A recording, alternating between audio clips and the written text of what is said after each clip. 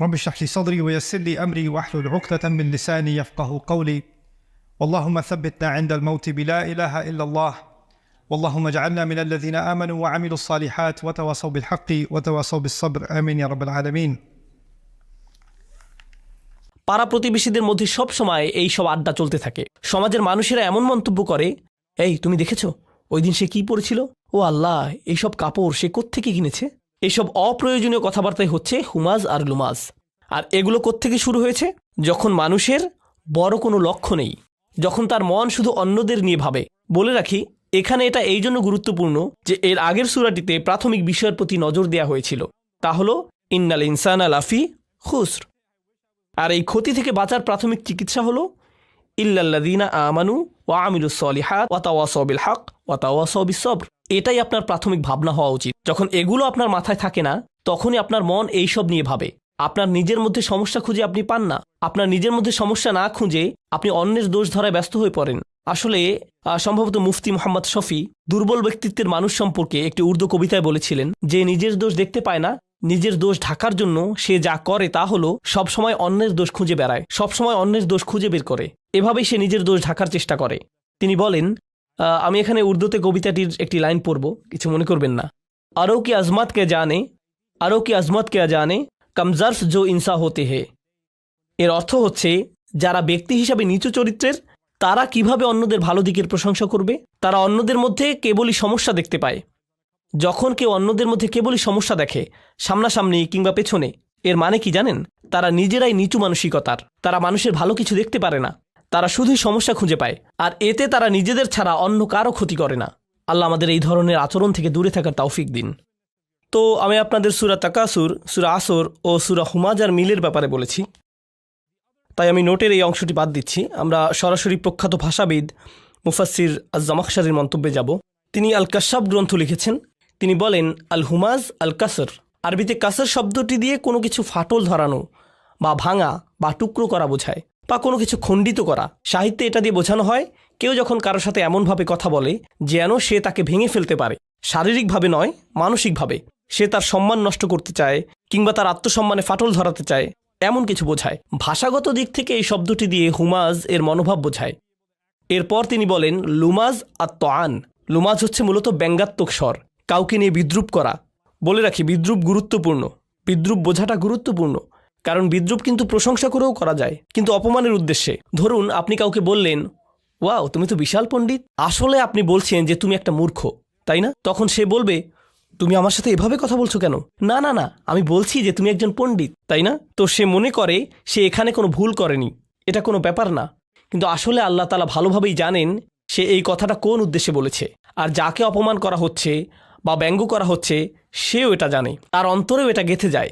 তাহলে লুমাজা তোয়ানা বলা হচ্ছে যে লুমাজা হচ্ছে তারা, বা লুমাজা তাআনাহু এটাও এসেছে, সে তাকে লামাজ করেছে, অর্থাৎ সে তাকে ব্যঙ্গ করেছে। অল মুরাদুল কাসরা মিন আরাদিন নাস, এর অর্থ হলো এমনভাবে ভাঙা বা ফাটল ধরানো যখন আপনি তার সাথে থাকেন না, অর্থাৎ তার পেছনে বলা। অল আরদু মিনহুম ওয়া সিয়াবুহুম, সবসময় তার দোষ খুঁজে বেড়ানো এবং তার ব্যাপারে গীবত করা।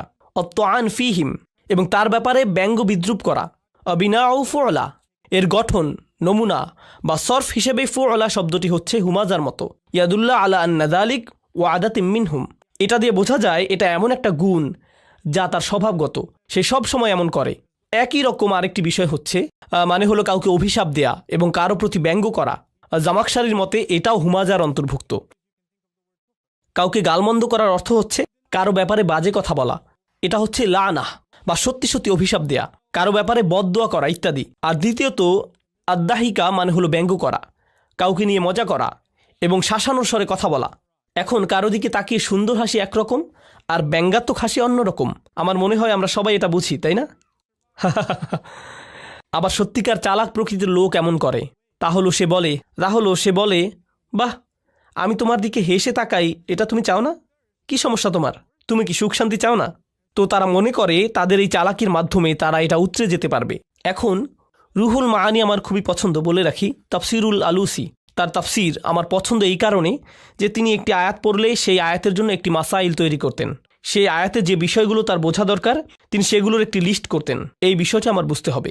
আল মাসআলাতুল উলা, আসানিয়া, আসালিসা, আর রবিয়া ইত্যাদি। এরপর তিনি যা করতেন এটা অসাধারণ বুদ্ধিবৃত্তিক সততা।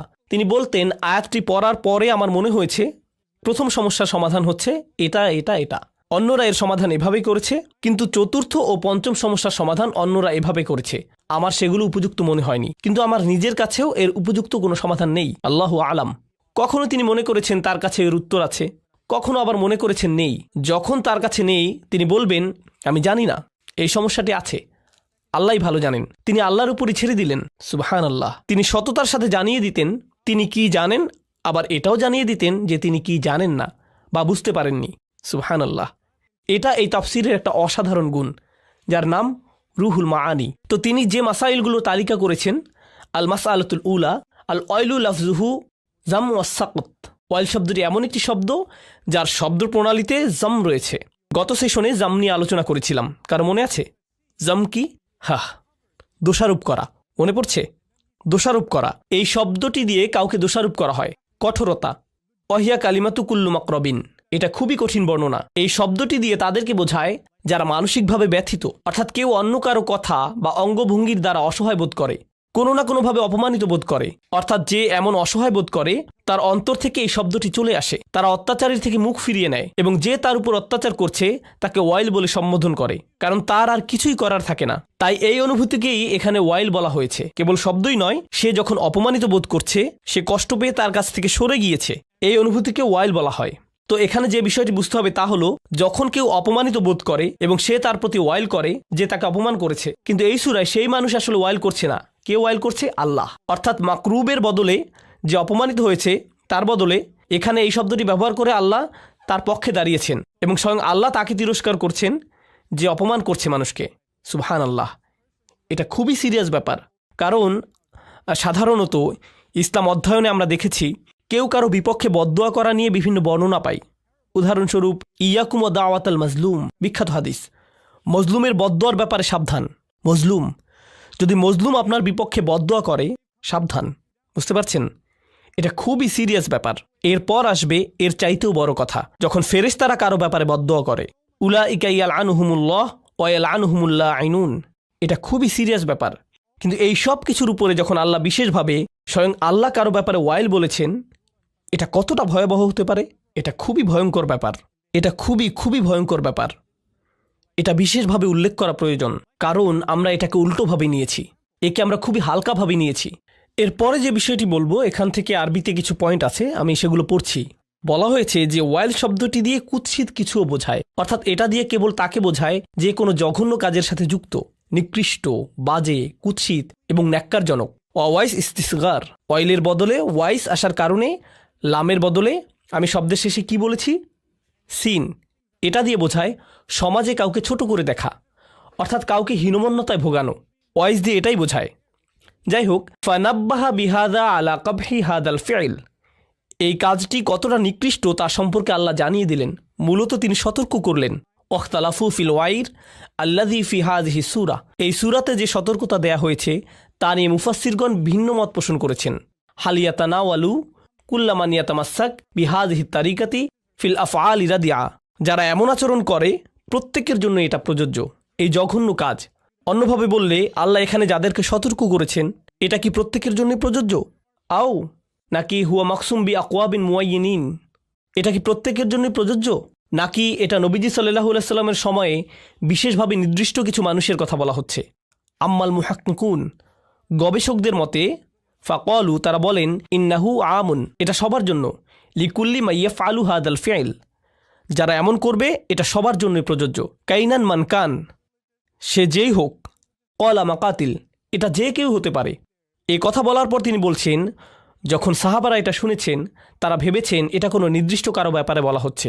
এটা কিন্তু এই মন্তব্যের বিরোধিতা করে না। মন্তব্য হচ্ছে এটা সবার জন্য প্রযোজ্য। কিন্তু সাহাবারা যদি মনে করেন এটা অমুকের ব্যাপারে বলা হয়েছে, এই আয়াতটি তমুকের ব্যাপারে নাজিল করা হয়েছে, তারা মনে করছেন না যে এটা শুধুমাত্র সেই লোকের ব্যাপারে বলা হয়েছে। মূলত সাহাবারা আমাদের শেখাচ্ছেন যে আপনার যদি সুনির্দিষ্ট উদাহরণ লাগে, এই যে একটি উদাহরণ, নাজালাত ফিল ওয়ালিদ ইবনে মুগীরা, ওয়ালিদ ইবনে মুগীরার ব্যাপারে এখানে বলা হচ্ছে। নাজালাত ফিল আখনাস ইবনে শুরাইক, আখনাস বিন শুরাইকের ব্যাপারে এখানে বলা হচ্ছে। কানা ইয়ালমিজুন নাস, সে মানুষের উপর দোষারোপ করত। এবং মানুষকে তিরস্কার করত। ওয়াগতাবুহুম, সে মানুষের নামে গীবত করত, মানুষের পেছনে সমালোচনা করে বেড়াতো, বিশেষভাবে রাসূল সাল্লাল্লাহু আলাইহি ওয়াসাল্লামের নামে। তো দ্বিতীয় সমস্যাটি, আসলে আমরা এটা আগেও পড়েছি, ওয়াহিয়াল মাসখারা। এটাই হচ্ছে দ্বিতীয় বিষয়। ওয়াহিয়াল মাসখারা আল্লাতি তাআতি বিল ওয়াবিদ ওয়াল আদহিক ফাআদহিকু মিনহুম ওয়াল ইয়াস্তিন, যেটা ছিল বেদুইনদের স্বভাব, যারা ভার হিসেবে পরিচিত ছিল। তারা সব কিছু নিয়েই ঠাট্টা করত। এখন ভার বলতে মঞ্চের স্ট্যান্ড আপ কমেডিয়ান হতে পারে, আবার এমন মানুষে বোঝানো হতে পারে যারা সব সময় ঠাট্টা করতে থাকে, সব কিছু নিয়েই মজা করে। এটা মাঝে মধ্যে করা যেতেই পারে, কিন্তু আবার মাঝে মধ্যে সমস্যার সৃষ্টি করে। এখানে বলে রাখি, আমরা এমন একটি কালচারে বাস করি, কমেডি কালচার। আমাদের আনন্দের বড় জায়গা জুড়ে আছে কমেডি, স্ট্যান্ড আপ কমেডি জাতীয় বিষয়। আপনি যদি কমেডিগুলো ভালোভাবে দেখেন, এখানে কিছু বিষয় স্পষ্ট দেখা যায়। প্রথমত নির্লজ্জতা, বেহায়াপনা এবং নির্লজ্জতা।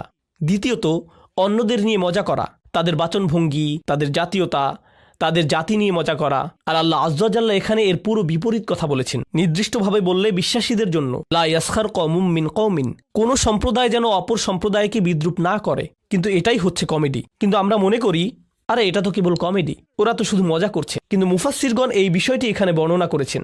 বিরতি নেবার আগে, ওয়াইয়াস্তিন, এমন কেউ যে কাউকে অপমান করে এবং গালমন্দ করে, অর্থাৎ অপমানের ভাষায় কথা বলে, তাদেরকে নিয়ে মজা করা একটি বিষয়, অপমানের ভাষায় কথা বলা আরেকটি বিষয়, এবং কিছুটা শাসানোর স্বরে কথা বলে।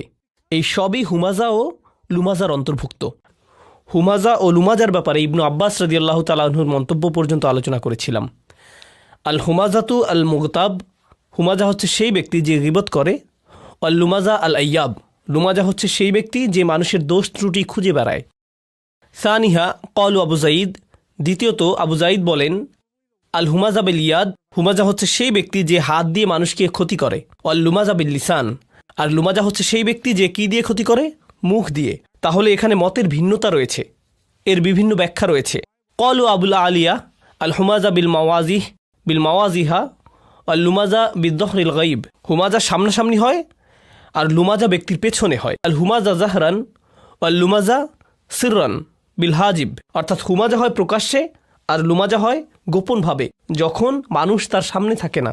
পঞ্চমত, ওয়াখামিসুহা আল হুমাজা ওয়াল লুমাজা আল্লাযী ইয়ারকাবুন নাস বিমা ইয়াকরাহুনা ওয়া কানা আল ওয়ালিদ আল মুগীরা ইয়াফআল যালিক, অর্থাৎ হুমাজা ও লুমাজা বলতে তাদেরকে বুঝায় যারা মানুষকে এমন শব্দ বা বিশেষণে ডাকে যা তারা পছন্দ করে না।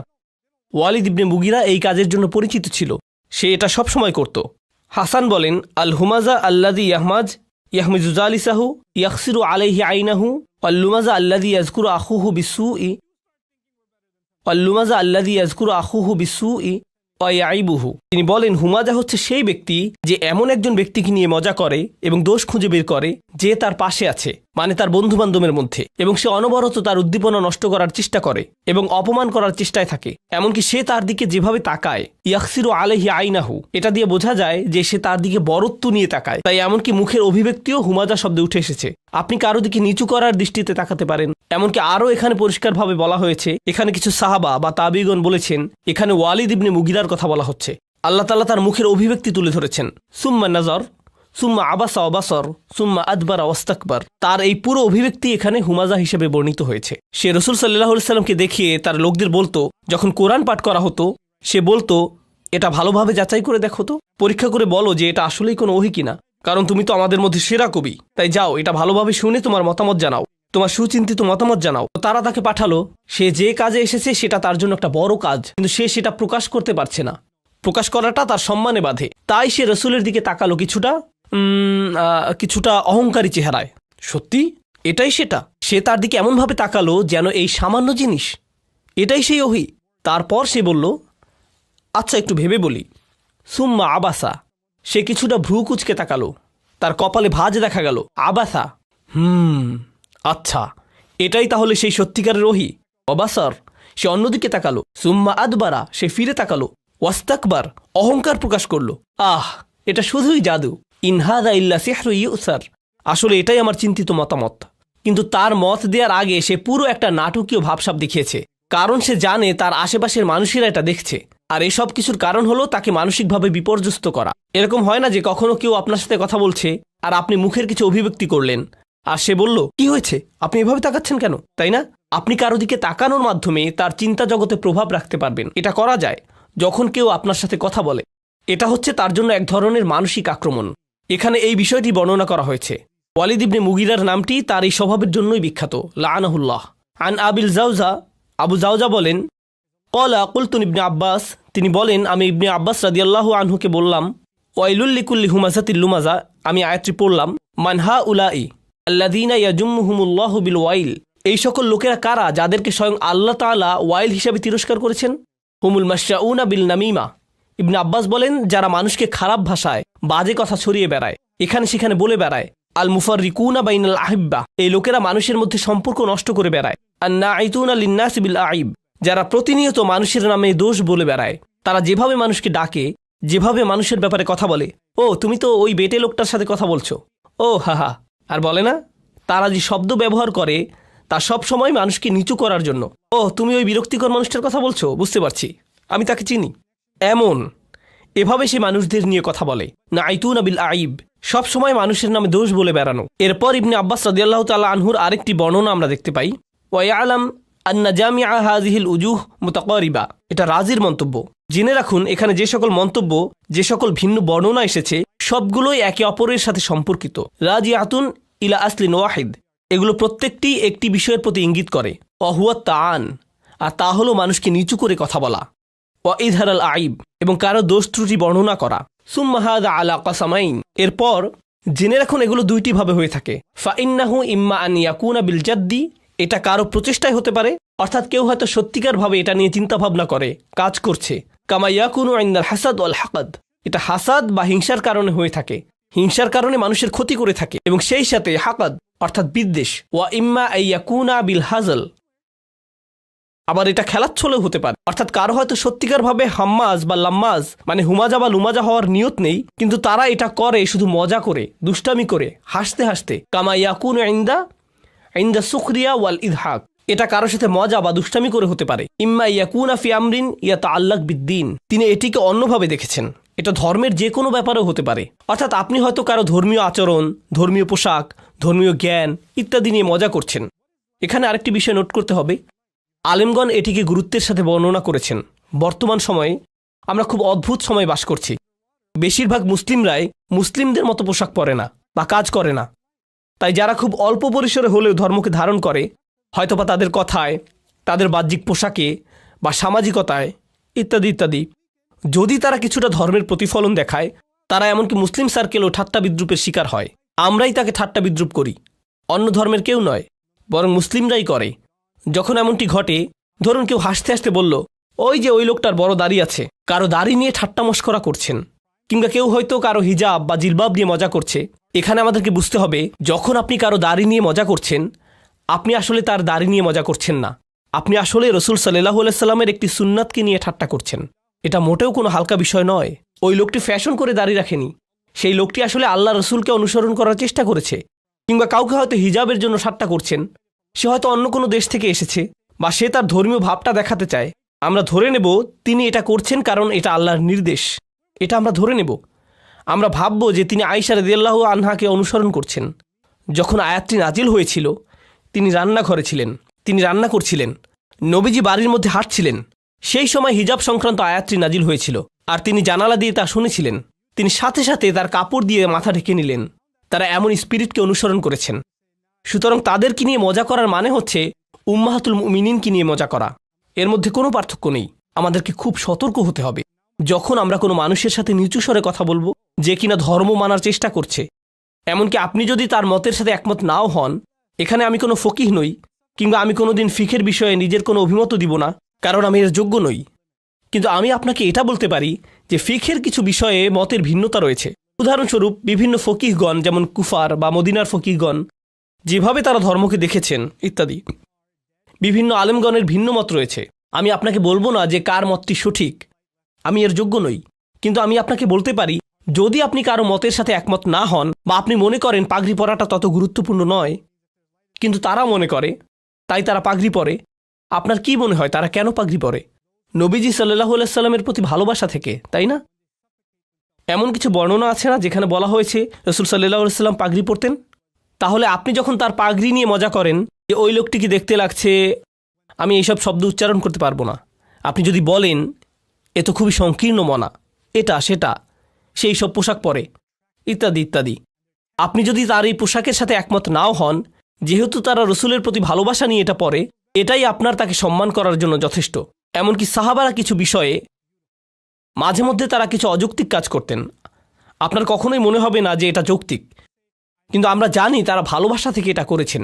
যেমন ধরুন আবদুল্লাহ ইবনে মাসউদ রাদিয়াল্লাহু তাআলা আনহু, তিনি একবার ভ্রমণ করছিলেন, মাঝে মধ্যে তিনি এমন করতেন, তিনি তার বাহনের উপর ঝুঁকে বসতেন। অন্য সাহাবীরা দেখে বলতেন, কি ব্যাপার, আপনি এমন করলেন কেন, এখানে ঝুঁকে পড়ার কি আছে? তিনি বলেন, এখানে একটা গাছ ছিল, রসুল সাল্লাল্লাহু আলাইহি সাল্লাম যখন এর পাশ দিয়ে যেতেন তিনি তার বাহনের সামনের দিকে ঝুঁকে বসতেন। এই জন্য তিনি রসুলের প্রতি ভালোবাসায় এমনটি করেছেন।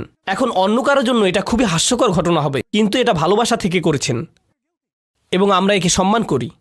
আমরা এটা এমনই রাখি, একে নিয়ে বিচার বিশ্লেষণ করি না। আমাদেরকে এসব ব্যাপারে সতর্ক হতে হবে এবং মানুষের এই ভক্তির প্রতি নজর রাখতে হবে।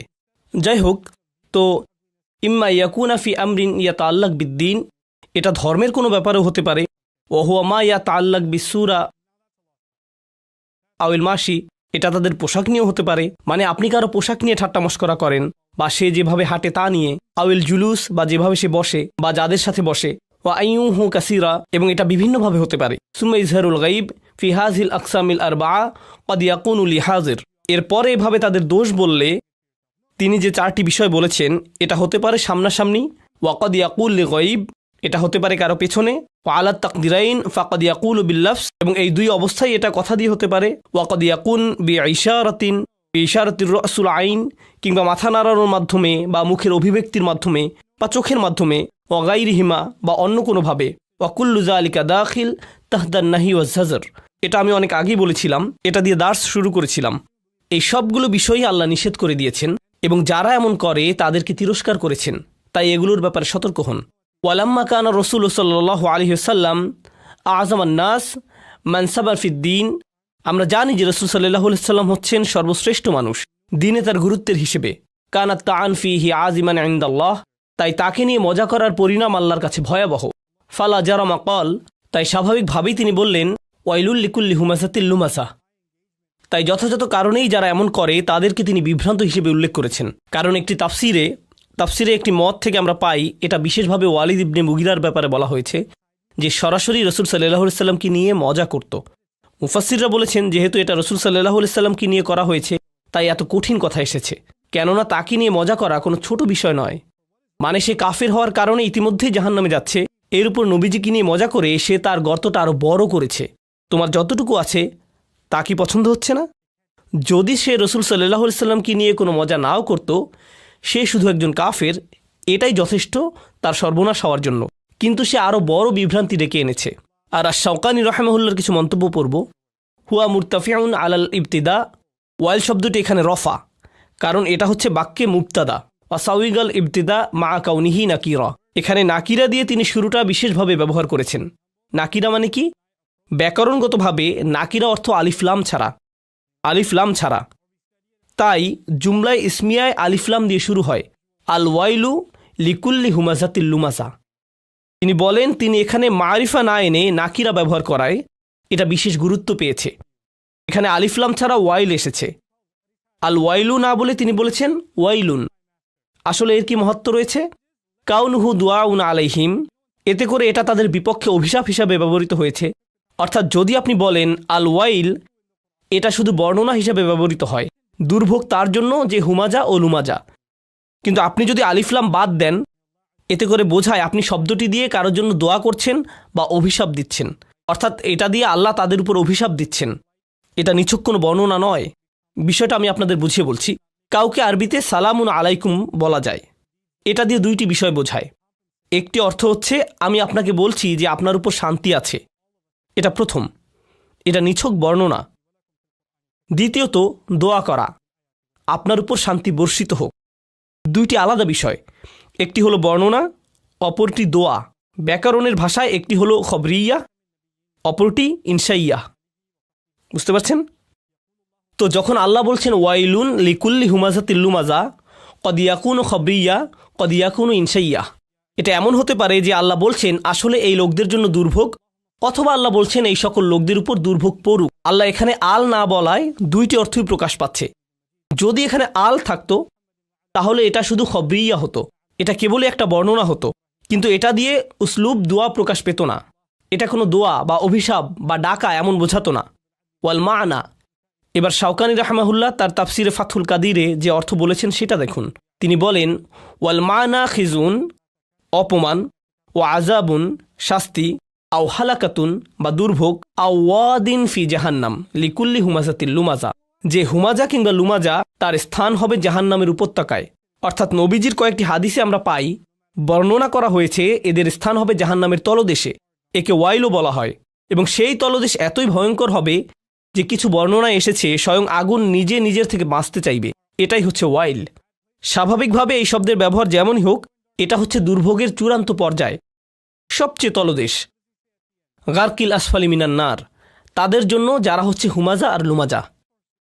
আল্লাহ আমাদের তাদের থেকে রক্ষা করুন। কলা ইবনে কিসান হুমাজার ব্যাপারে বলেছেন, তিনি কি বলেছেন? আল্লাযী ইউসি জুলাসাহু বিসু ইল্লাফস, যে ব্যক্তি তার সাথের মানুষের নামে দোষ বলে তার ক্ষতি করে বেড়ায়। আল্লুমাজা ইয়াকসিরু আইনাহু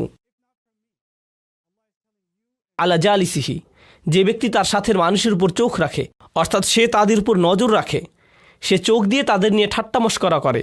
ওয়াসিরু বিয়াদিহি, সে হাত দিয়ে নির্দেশ করে। অবিরসি, মাথা বা মুখের অভিব্যক্তির মাধ্যমে। অবিহাদিবিহি, মানে যখন তারা আশেপাশে থাকে না। ওয়াল আউয়াল উলা, তবে প্রথম অর্থে মানে যে মুখের ভাষায় মানুষকে নিয়ে মজা করে, এটাই সবচেয়ে সঠিক অর্থ। অবিনা উল ফুল, এবং যেভাবে ফুলা ব্যবহৃত হয়েছে। ইয়াদুল্লু আলাল কাসরা, আমরা এটা নিয়ে আগেও বলেছি, এটা কেবলমাত্র বিশালত্ব বোঝায় না, এটা দিয়ে সংখ্যাও বোঝায়, এমন কিছু যা বারবার হয়ে থাকে। ফাফিহি দালালাতুন আলা আন্নাহু ইয়াফআল যালিকা কাসীরান, এটা দিয়ে বোঝা যায় যে সে এটা বারবার করে থাকে। বারাকাল্লাহু লি ওয়া লাকুম ফিল কুরআনিল হাকিম ওয়া নাফা'নি ওয়া ইয়্যাকুম বিল আয়াতি ওয়া যিকরিল হাকিম।